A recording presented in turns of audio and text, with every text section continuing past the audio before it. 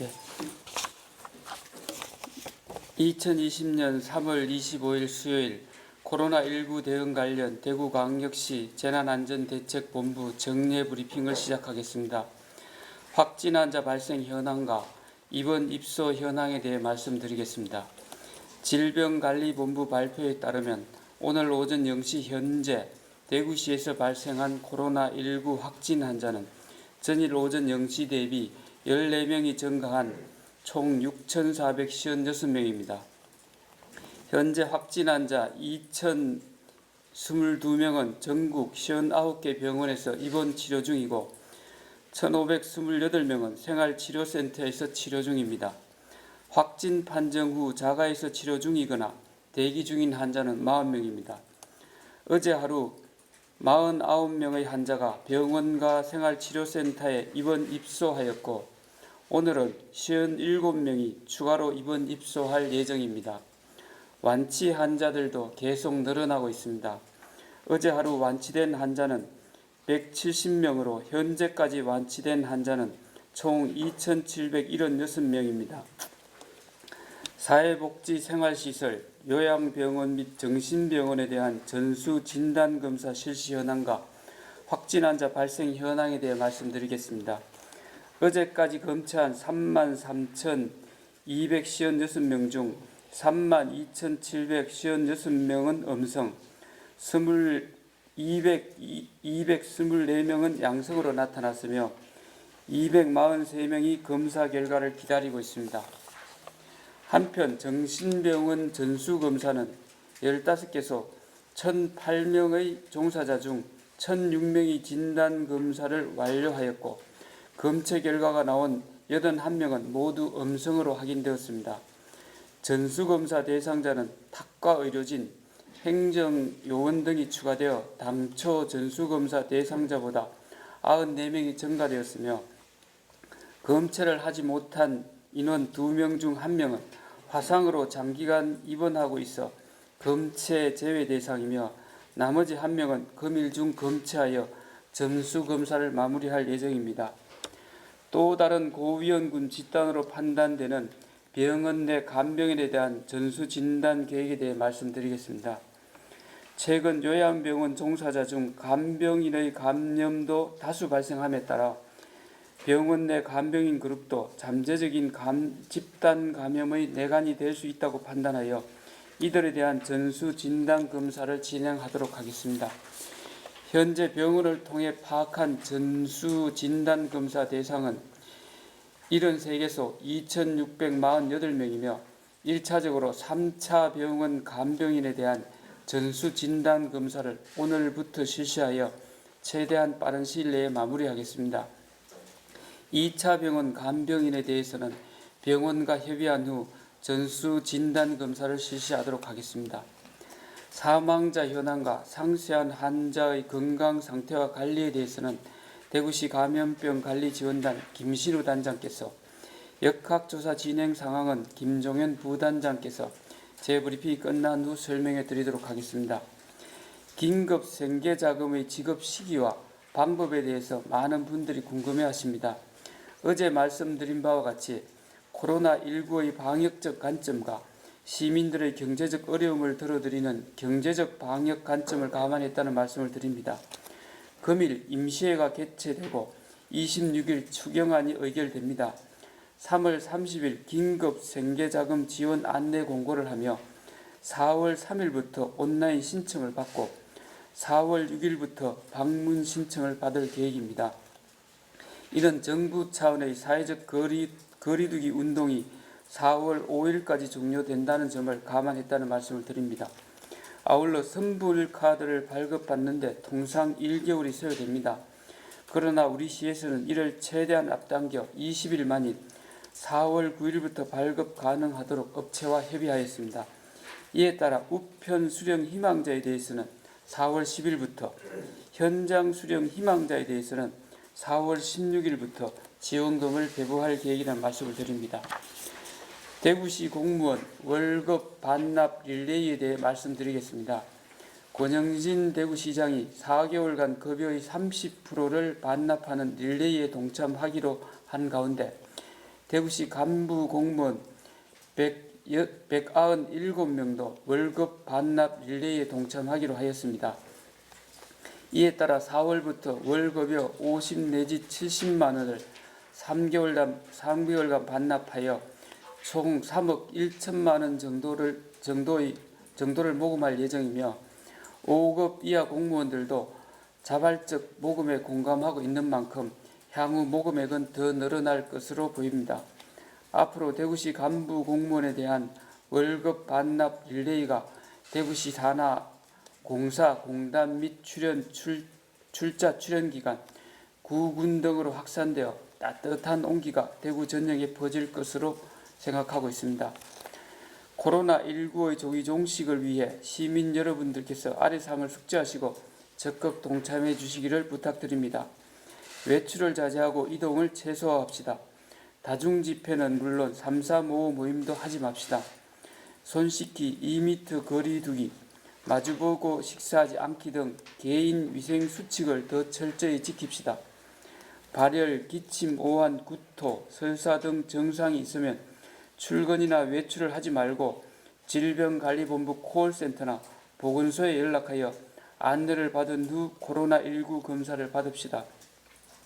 또 검사를 받은 후에는 결과가 나올 때까지 반드시 자가에서 대기하고 타인과의 접촉을 금지해 주시기 바랍니다. 완치되었거나 자가에서 격리 해제된 사람은 스스로 건강 체크를 세심히 하고 사회적 거리두기를 철저히 실천합시다.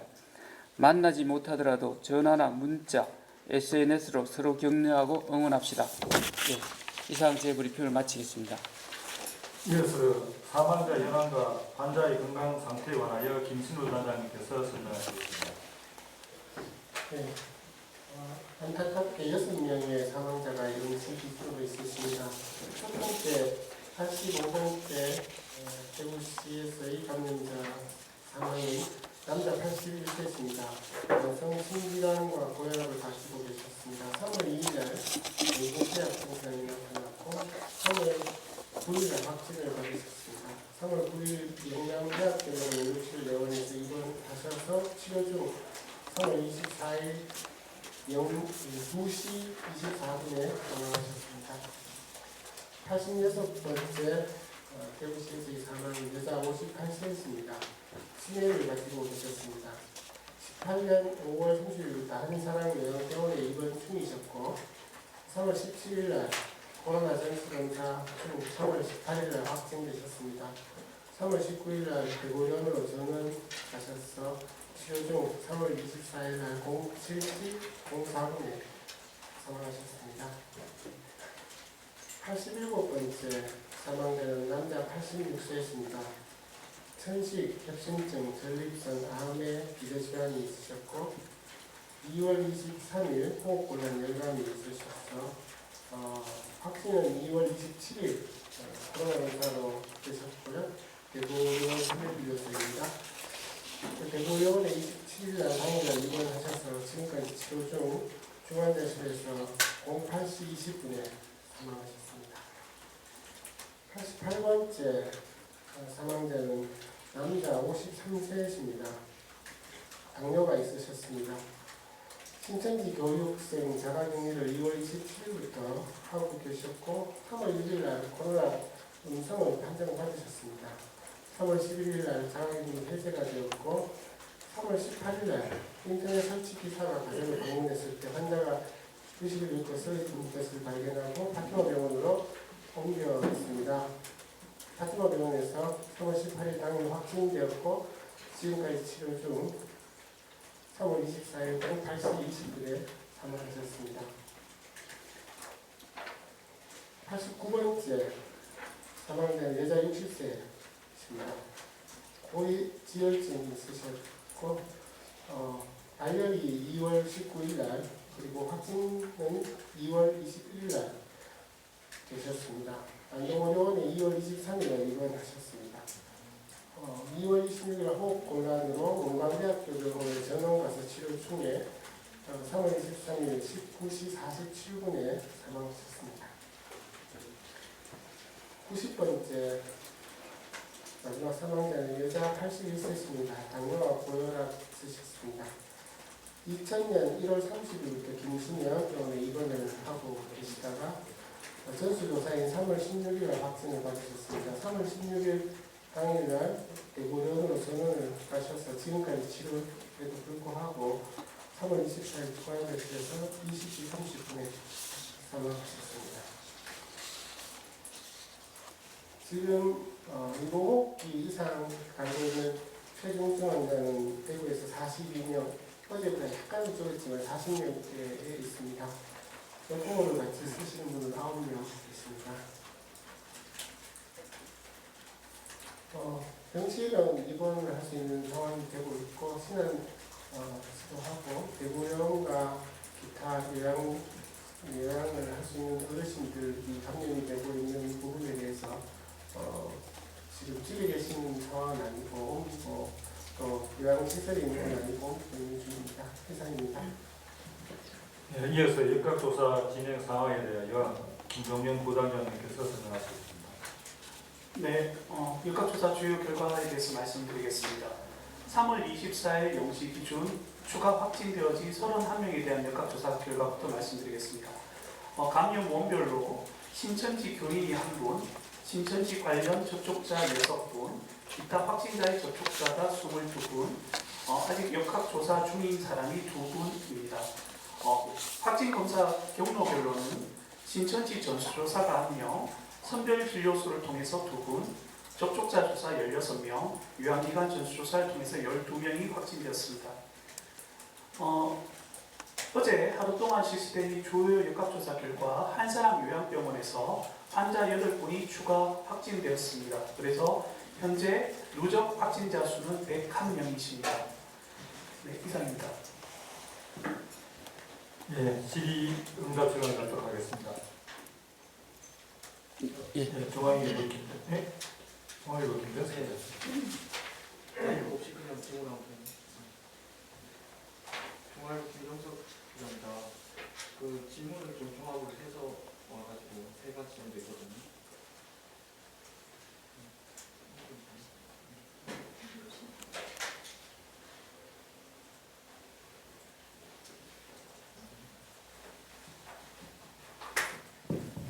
네, 질문 드리겠습니다. 그 경기도에서 복지 차원이 아니고 경제 회생 차원에서 전 도민에게 10만 원씩 지급을 한다고 하는데 대구시와는 좀 다른 방식인 것 같아서 경기도 지원 방식에 대해 어떻게 생각하는지에 대한 질문이고요. 그 대구 간병인 전수조사가 뒤늦게 실시된 이유하고 언제쯤 끝날 것으로 예상을 하는지, 그리고 지금 파악된 숫자가 전부가 아닐 것 같은데 추가 파악이 되고 있는지, 그리고 마지막 질문은 그 선불 카드가 대구 경북에서만 사용 가능하다고 저번 브리핑에서 말씀을 하셨는데 이게 어떤 방식으로 지역 내 사용이 제한이 되는 것인지 알려주시면 감사하겠습니다. 예, 어제 경기도에서 전 도민에 대해서 10만 원씩 전체적으로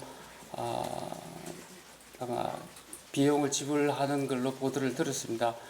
경기도의 방식과 좀 다르게 우리 대구시에서는 경제적인 피해를 입은 주민들이 참 많습니다. 전반적으로. 그럼에도 불구하고 주로 심한 피해를 입은 분들, 뭐 전체 대상은 아니고 심한 피해를 입은 분을 대상으로 해서 중위소득 100% 이하의 주민들에 대해서만 저희들이 선별적으로 지원하게 되었다는 말씀을 드립니다. 경기도는 뭐 전체 주민을 대상으로 합니다만은 저희들하고 그 점에서 좀 차이가 있다는 말씀을 드리고요. 간병인에 대해서는 저희들이 말씀드렸습니다만은 간병인이 전반적으로 저희들이 판단하기에 고위험군 중의 하나로 우리 전문가 의사분들하고 협의를 했습니다. 그래서 다음 타겟으로 간병인에 대한 전수조사를 통해서 감염원을 제거하지 않고는 꼭 필요하다라고 저희들이 판단했습니다. 그래서 저희들이 현재 계획을 세우고 있는 중이고, 먼저 우선 대학병원에 대해서 먼저 1차적으로 실시를 하고 기타 병원에 관해서는 간병인의 관리에 관한 문제를 저희들이 좀 더 세심히 파악한 다음에 병원과 협의해서 실시할 계획이라는 말씀을 드리겠습니다. 그리고 선불 카드의 사용에 관해서는 지역 경제가 코로나19로 해서 침체되어 있습니다. 그리고 자영업자들이 더 이상 생존하기조차 어려운 상황입니다. 그래서 이번에 지원되는 생계 지원금이 대구 경북 지역에만 주로 사용되어서 이 지역의 어려운 경제를 조금이나마 살릴 수 있도록 저희들이 제안할 계획이라는 말씀을 드리고 선불 카드의 이 내용들을 저희들이 포함해서 발급할 계획이라는 말씀드리겠습니다. 네, 다음 질문하세요.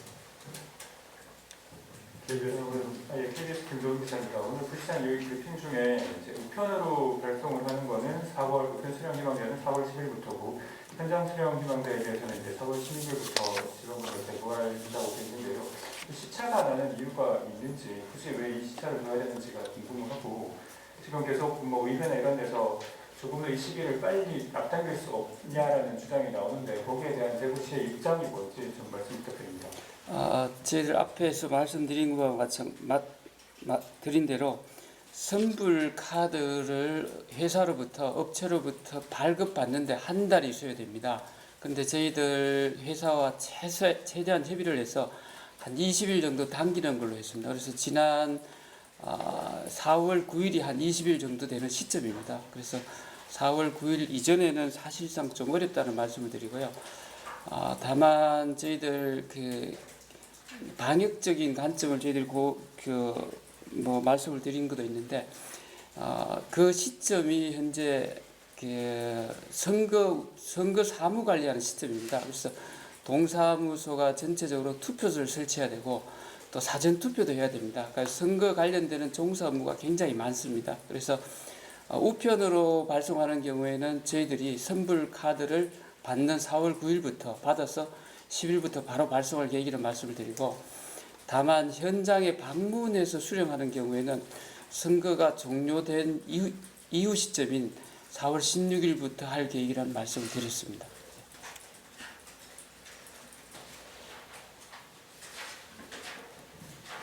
네, 채널A 배인희 기자입니다. 두 가지가 있는데요. 간병인 전수조사가 시작되고 나면 이 확진받은 간병인들이 신천지 교인인지 어떻게 감염됐는지 경로를 공개하실 생각이 있는지가 궁금하고요. 두 번째는 신천지 소문이나 예배를 못하게 모니터링 하고 계신다고 들었습니다. 이걸 어떻게 관리하고 계신지. 그리고 하나 더 여쭙자면 어제 사망자는 자가격리 해제하고 돌아갔다가 인터넷 기사한테 발견이 됐거든요. 이 부분은 대구시나 경구청에서 둘 다 모니터링을 안 한 걸로 알고 있는데 자가격리 해제자에 대해서는 어떻게 관리할 수 있는지 여쭙겠습니다. 예, 먼저 간병인에 관해서는 저희들이 말씀드린 대로 1차적으로 대학병원을 중심으로 해서 1차 조사하고 2차적으로는 기타 병원에 대해서 조사할 계획이라는 말씀을 드렸습니다. 저희들이 이 과정에서 지금까지 확진 환자가 무더기로 쏟아질 때는 저희들이 역학조사가 사실상 좀 어려웠습니다만은 이제는 현재 역학조사가 정상적으로 진행 중이라는 말씀드립니다. 그래서 이 간병인에 관한 확진자가 발생하는 경우 신천지 교인인지 여부를 포함해서 역학조사를 상세히 파악을 하고 알려드리도록 하겠습니다. 그리고 신천지 교인에 대한 모니터링은 격리 해제가 된 분들에 대해서는 더 이상 모니터링을 하기는 어렵습니다. 다만 아직도 상당 부분의 사람들이 아직도 격리 해제 중입니다. 격리 해제 상태에 있습니다. 이 분들에 대해서는 지속적으로 모니터링 해 나간다는 말씀을 드리겠습니다. 제가 어제 발병 확진된 분에 대해서는 우리 김신호 단장께서 설명을 해주시면 좋을 것 같습니다.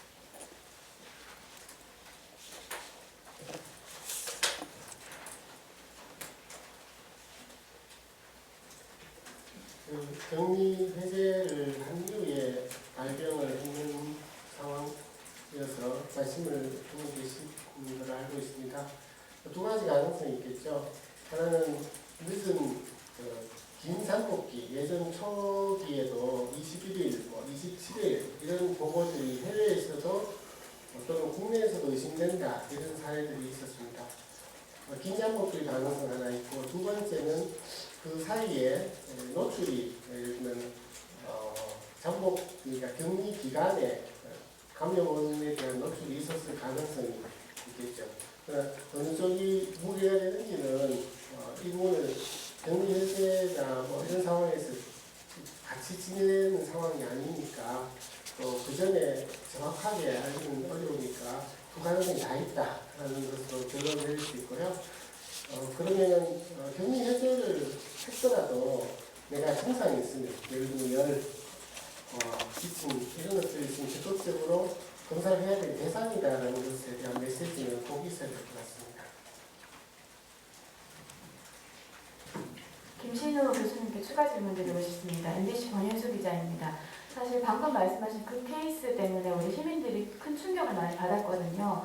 왜냐하면 지금 검체가 수만 건이기 때문에 음성을 받고 일상생활에 돌아가신 일반 시민들이 수만 명이 계십니다.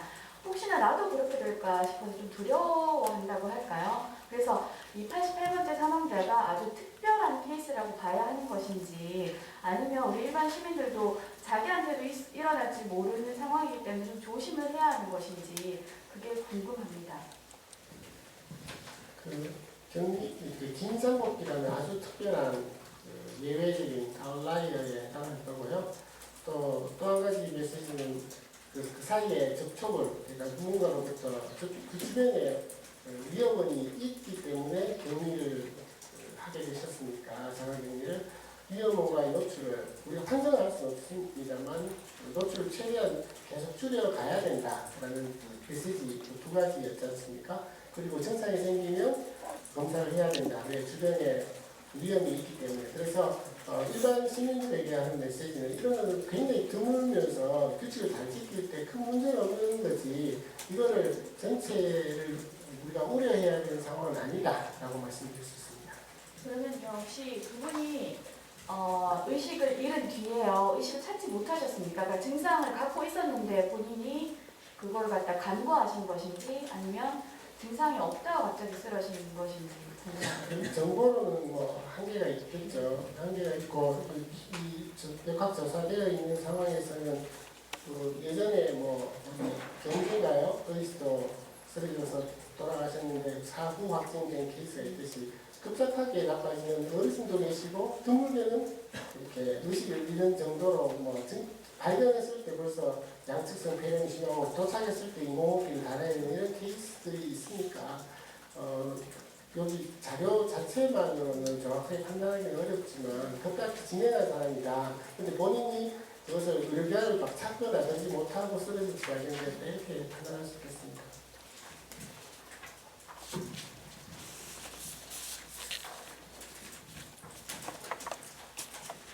국민이고 최희정입니다. 어제 서울시에서 신천지에 대해 2억 원 정도의 손해배상 청구 소송을 제기한다고 했는데요.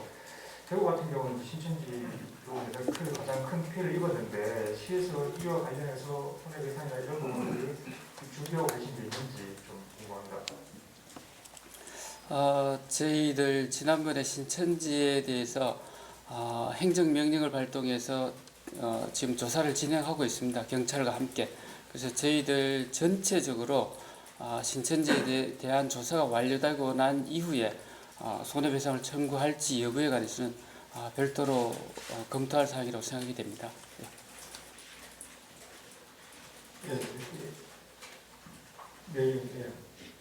저 매일경제 우성답 기자라고 합니다. 지금 요양병원에서 오늘도 한사람 요양병원에서 또 추가 확진자들이 계속 나오고 여기 이제 집단 감염이 한 100명이 넘었는데요. 뭐 이뿐만 아니라 지금 뭐 대실 요양병원이라든지 뭐 김신 요양병원 이런 데 요양병원 집단 감염이 많이 발생을 했습니다. 그래서 이제 대구시가 지난 10일 날 이제 요양병원에 공문을 보내서 예방적 코호트 격리를 이제 희망 신청 접수를 받은 걸로 알고 있는데 거기에 대해서 이제 요양병원이 한 곳도 신청을 안 한 걸로 알고 있습니다. 혹시 그 이유에 대해서 뭐라고 좀 생각하시고 예방적 코호트 격리를 만약에 했다면 이런 집단 감염 사태가 좀 발생하지 않았을까 하는 생각이 드는데 거기에 대해서 좀 한 말씀 부탁드리겠습니다. 우리 이 부분은 김정희 단장께서 설명해 주시겠습니다. 예. 네, 예방적 코호트라는 것은 실제 그 안에 환자이든 아니면 시설에 수용되어 있는 우리 어르신이든 그분들뿐만이 아니라 종사하시는 분들까지가 그 같은 시설 안에서 최소한 2주 이상을 같이 숙식을 할 수 있는 그런 상황이 되어야 됩니다. 실제 요양병원들 같은 경우에는 종사자분들이 병원 안에 같이 머무를 수 있는 공간들이 거의 어려운, 실제 그런 코호트를 하기 어려운 실제 현실적인 여건들을 많이 가지고 있습니다. 그렇기 때문에 요양병원들이 현실적으로 예방적 코호트를 하는 것은 좀 무리가 있고요. 아까 말씀하신 대실이라든가 한사람이라든가 뭐 이런 요양병원 같은 경우에는 저희가 실제 최초의 확진 환자를 발견했을 때 이미 좀 병원 안에 좀 전파가 좀 많이 이루어진 상황에서 저희가 발견되었습니다. 그래서 이미 노출되어진 환자분들 중에서 시간의 속도의 차이지 한 분씩 계속해서 확진 환자가 추가적으로 발견되어지는 그런 양상이라고 보시면 될 것 같습니다. 한국경제 오경국 기자입니다. 대구 오늘 확진자 14명은 우리 대구에서 첫 확진자 생긴 2월 18일 이후에 19일 20일 날 23명이 발생한 이후에 가장 적은 숫자로 알고 있습니다. 대구가 이제 이렇게 확진자 수를 줄어들게 된 데는 대구뿐만 아니라 전국에서 뭐 의사분들도 도와주시고 많은 분들이 해서 우리가 어렵게 온 결과인데, 물론 앞으로 안심을 할 수 없지만 지금 이제 대구 시민들이 이번에 어떤 걱정을 하냐면, 오늘 대구가 이제 그 공항 검역 경기도 그 다음에 이제 우리 대구가 됐습니다. 그런데 제주도에서도 그런 일이 있었지만은 이 입국한 분들이 자가격리를 잘 안 지키고 돌아다니다가 하면 지금까지 이제 노력해왔던 것들이 수포로 돌아갈 수 있다는 그런 걱정들이 많거든요. 그래서 대구시에서도 입국자들 자가격리 부분에 대해서 엄정한 대책을 해야 될 것 같은데, 그 부분에 대해서 어떤 거를 하고 있는지 여쭙고 싶고, 우리 김신우 단장님께는 지금 이제 우리 코로나 이게 사망자 90명째 발생했다는 건 정말 놀라운 일인데, 사망자들을 돌보는 의사들은 어떤 말씀을 하고 계신지 혹시 단장님께서 들으신 게 있으시면, 이때까지 어떤 다른 질병에 비해서 이만큼 사망이 많다는 것은 여러 가지 어떤 현장에 좀 다른 분석들이 있을 텐데, 혹시 거기서 뭐 전해주실 말씀이 있으신지 드립니다. 예, 기자님 말씀 주신 대로 대구시의 이 확진자 숫자가 14명으로 줄어들었다는 것은 참으로 기쁘고 반가운 일입니다. 아마 이 모든 게 우리 대구 시민들께서 자발적인 격리 운동에 적극 동참해 주셨고, 전국에서 많이 오신 의사분들께서 대구시를 위해서 참으로 많은 도움을 주셨습니다. 아마 물론 중앙정부에서도 굉장히 많은 도움을 주셨다고 판단됩니다. 다만 현재의 상황을 저희들이 낙관하기 좀 이르다는 말씀을 많은 분들이 하십니다. 특히 그 요인 중에 하나가 해외에서 입국하는 입국 확진자들의 문제입니다. 그래서 이 문제는 대구시만의 문제가 아닌 우리 전국적인 차원의 문제입니다. 그래서 우리 총리 중앙방역대책본부를 중심으로 해서 입국한 환자들의 자가격리 상태를 어떤 상태로 유지할 건지, 또 관리 감독을 할 건지에 관해서 다방면으로 현재 방안을 강구 중이라는 말씀을 드리겠습니다. 저희 우리 대구시에서도 중앙방역대책본부의 방안에 더해서 대구시만의 좀 더 강화된 관리 방안을 조만간 마련토록 하겠습니다. 예. 지금 정보는 다 알고 있습니까, 대구시에서? 정보는 다 알고 있습니다. 현재 오늘 기준으로 입국자가 약 한 166명 정도가 저희들한테 통보를 받았고, 이분들에 대해서는 현재 저희들 각 보건소를 중심으로 해서 자가격리 상태를 점검하고 있는 중이라는 말씀 드리겠습니다. 이진호 단장님 답변하시죠. 네. 환자의 변화를 보면서 다른 병들과 좀 다르다고 느끼는 점은 급작하게 나빠지는 사람들이 많다라는 점이 이 병을 보는 사람들의 혼란감, 어려움인 것 같습니다. 일주일 좀 잘 견디시다가도 확 이렇게 나빠지고 오실 때부터 나쁘다든지 그런 것들이 첫 번째고요. 2차 세균 감염보다는 이 병 자체에 의한 바이러스 폐렴이 주된 사망의 원인이 된다라고 할 수 있습니다. 우리가 인플루엔자 이런 거는 2차 세균 감염이 중요하거든요. 그런데 이런 신종 바이러스 감염은 그 바이러스 자체와의 싸움에서 보통 지고 있는 거고요. 환자 치료에 있어서 산소를 공급하는 치료가 제일 중요합니다.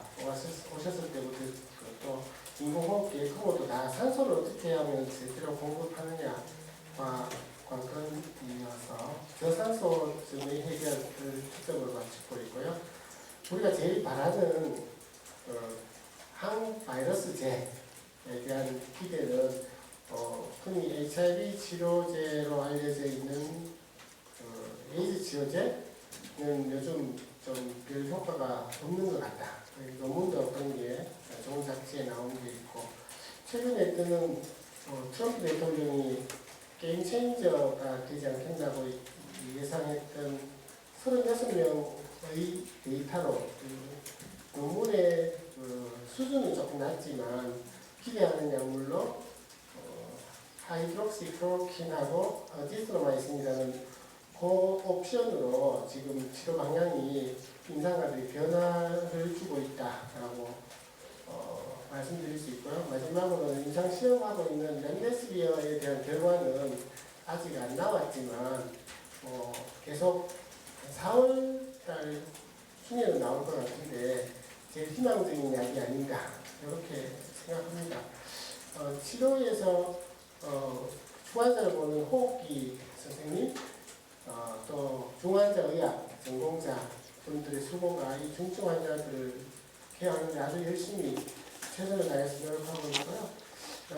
우리가 지금 상황에서는 치료 시설이다, 인력이 모자란다라기보다는 병 자체가 가지고 있는 성격과의 싸움이어서 그 좋은 치료제 이런 것들이 나왔으면 좋겠지만은 크게 중환을 보는 데에서 다른 어려움이 있다라고 판단되지는 않습니다. 예, JTBC 윤주현 기자님. 네, 안녕하세요. JTBC 윤주현 기자입니다. 부단장님께 하나, 단장님께 하나 질문을 드리고 싶은데요. 부단장님께는 자가격리 해제된 신천지 교인에 의해서 지역 전파가 좀 이루어지고 있다는 지적에 대해서 어떻게 생각하시는지, 어제 브리핑 때 분명히 대구 같은 경우는 감염 사례가 신천지 5월 신천지 관련자라고 말씀을 하셨고, 원인 불명 건수도 지금 4-5건씩 계속 매일 나오고 있지 않습니까? 그래서 그게 좀 궁금하고요. 그리고 단장님께는 아까 88번째 사망자에 이어서 좀 질문을 드리면, 멀리 보지 않고 경북의 푸른 요양만 보더라도 음성 양성 뒤바뀐 사람이 확진자 20%를 넘거든요. 그 중에서도 7명은 2주 잠복기가 지나서 확진 판정을 받았고요.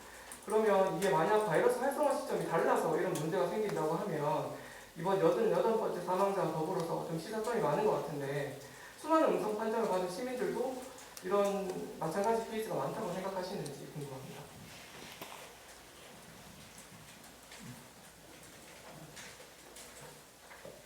예. 신천지 신도분들 중에서 먼저 저한테 주신 질문이 자가격리 해제되고 나서 추가적으로 양성으로 판정받아서 이분들에 의한 지역사회 전파의 우려성에 대해서 질문을 주셨는데요. 사실 신천지 분들 중에서 지금 확진되어지는 분들은 대부분 자가격리 해제를 위한 검사에서 대부분 이제 해제를 위한 검사입니다. 그러니까 자가격리 상태에서 해제를 위한 검사이기 때문에 자가격리 상태였기 때문에 추가적인 전파, 자가격리를 충분히 지켜주셨다면 전파 위험성은 좀 낮다라고 보는 게 맞을 것 같고요. 격리 해제 이후에 양성되는 부분들은 굉장히 드문 사례들입니다. 그런 사례들도 아까 전에 사망하신 분과 같이 그런 사례도 있을 수 있기 때문에 신천지 교인이다 아니다가 중요한 게 아니라 음성을 받고 나서도 추후에 혹시 양성 또는 이제로 될 가능성을 완전히 배제할 수는 없습니다. 그게 아까 김신우 교수님께서 이야기하셨던 잠복기의 문제일 수도 있고 그 이후에 음성 판정 이후에 다른 요인에 의한 새로운 감염의 가능성도 시사하고 있기 때문에 그 음성 판정 이후에라도 혹시라도 의심 증상이 있는 경우에 반드시 1339나 보건소를 통해서 확진 검사를 받으시는 게 중요하다. 이 부분을 어제도 말씀드렸던 것입니다. 네, 김용현 교수님 답변에 같이 들어가 있는 것 같습니다. 일반적인 상황에서 검사를 했는데 음성이다. 그러면 안심하셔도 된다고 생각합니다. 대신 공동 노출된 위험 국장이다. 그러면 조금 더 신경을 써야 되겠지만 자가격리를 잘하고 준수하고 주변에서 잘 격리를 지키는 사람들이 있으면 내가 14일 때 음성을 판정받거나 할 때 그의 발병은 매우 드문 사건이고 긴장법해야 되니까 그걸 많이 우려하지 말고 김정일 교수께서 이야기하셨듯이 증상이 있을 때 검사하시면 된다라고 말씀드릴 수 있겠습니다. 예, 연합일보 최수기입니다. 연합일보 최수경 기자입니다. 보시장님께 질문드리겠습니다.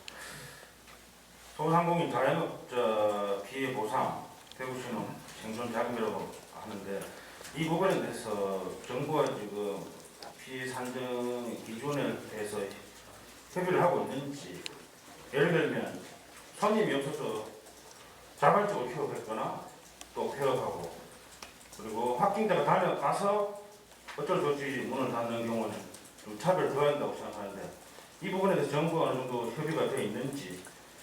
그리고 두 번째입니다. 어제 청풍 리조트 같은 경우에 생활치료센터에 해외 입국자가 어제부터 들어왔는데 이분들은 전부 지금 확진자 판정 받은 건지 그것 좀 파악해 주시고요. 만약 지금 전국에 흩어져 있는 생활치료센터 중에 대구 경증 환자들이 다 빠지면 이 관리는 어떻게 되는 겁니까? 앞으로 대구시가 현재 관리 중인데 계속 맡아서 하는 건지 궁금합니다. 이상입니다. 예, 소상공인 자영업자들 참으로 피해 많이 입었습니다. 이분들에 대한 생존 자금을 어떻게 지원할까에 관한 문제는 저희들 현재 설계 중이라는 말씀을 드리겠습니다. 그 이유는 지난번 시장님 여러 번 말씀을 주셨지만 국가에서 지원해 주는 많은 예산들이 아직 그 지급 방식이든가 방법에 대해서 아직 결정이 되지 않았습니다. 그래서 아직 저희들한테 보조 내시가 되지 않았기 때문에 보조 내시가 되는 대로 또 이번에 있는 생계자금 지원이 진행되는 중간에 저희들이 설계를 해서 가능하면 빠른 시일 내에 지급해 드리도록 그렇게 하겠습니다. 이 부분에 관해서는 정부와 계속 지속적으로 협의하고 있다는 말씀 드리겠습니다. 청풍 리조트와 관련해서는 사실은 이 청풍 리조트는 지금 청송을 말씀하시는 건가요? 충북에 있는 청풍 리조트 이쪽에 대해서는 저희들 좀 더 확인해보고 저희들 말씀드리겠습니다. 그리고 현재 확진자가 지금 그 치유가 돼서 생활치료센터에서는 많은 환자들이 치료되고 있습니다. 그래서 이 치료가 되어서 더 이상 필요가 없을 때에는 저희들이 먼 거리부터 가능하면 좀 줄여 나가도록 하겠습니다. 현재 28일부로 경북대학교 기숙사는 종료를 하기로 이미 경북대병원 측과 합의를 한 바가 있습니다.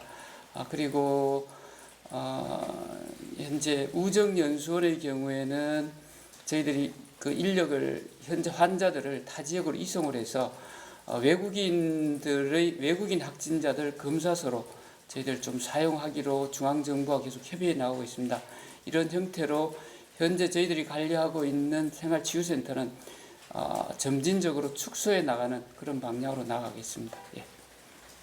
네, 마지막 질문 받겠습니다. TBC 이종훈 기자입니다. TBC의 이종훈 기자입니다. 아까 해외 입국계 말씀을 주셨는데 그 현황을 좀 자세히 말씀을 좀 부탁드리고 싶고요.